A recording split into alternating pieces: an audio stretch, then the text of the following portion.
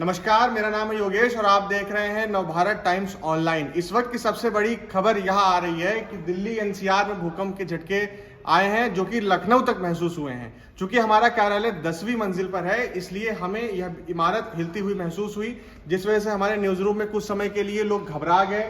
हमारे साथ शशि मैम हैं। शशि मैम ने इस बॉटल को जब भूकंप के झटके महसूस किए गए तो इसको हिलते हुए देखा। हम उनसे खुद जानेंगे कि जब भूकंप आया तो आपको क्या महसूस हुआ, आपने कैसे जाना कि भूकंप आया है? एक्चुअली मैं तो हमारे दिल्ली में टीम से बात हो रही थी, तो एक खबर को लेकर के डिस्कशन हो रहा था, तो वो कुछ खबर को बोल रहे थे, लेकिन मुझे लग रहा था कि शायद कुछ हिल रहा है।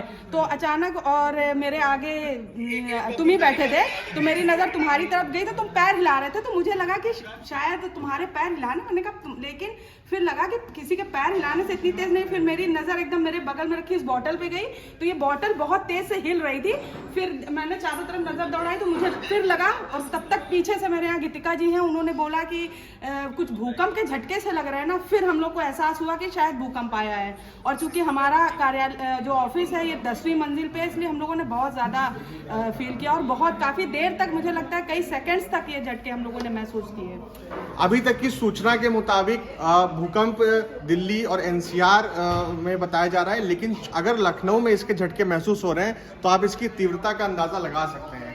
लखनऊ में इससे पहले इतने तेज झटके मैंने 2015 में महसूस किए थे जब नेपाल में भूकंप आया था। हमारे साथ शैलेश शुक्ला जी हैं, हम इनसे जानेंगे कि जब भूकंप आया तो किस तरह की दहशत आपने महसूस की।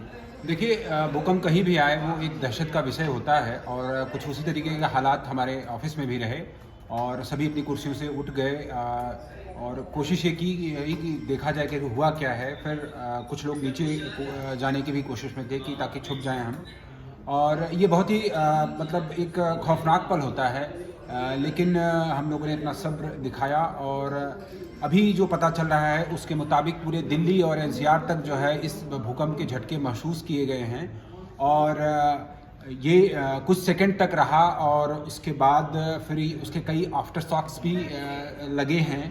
तो आप समझ सकते हैं ये एक तगड़ा भूकंप था। अभी ये भूकंप कितना तीव्र था इसकी जानकारी नहीं मिल पाई है, लेकिन पूरा नॉर्थ इंडिया जो है, पूरा नॉर्थ इंडिया इस भूकंप से प्रभावित रहा है, और यही है अभी।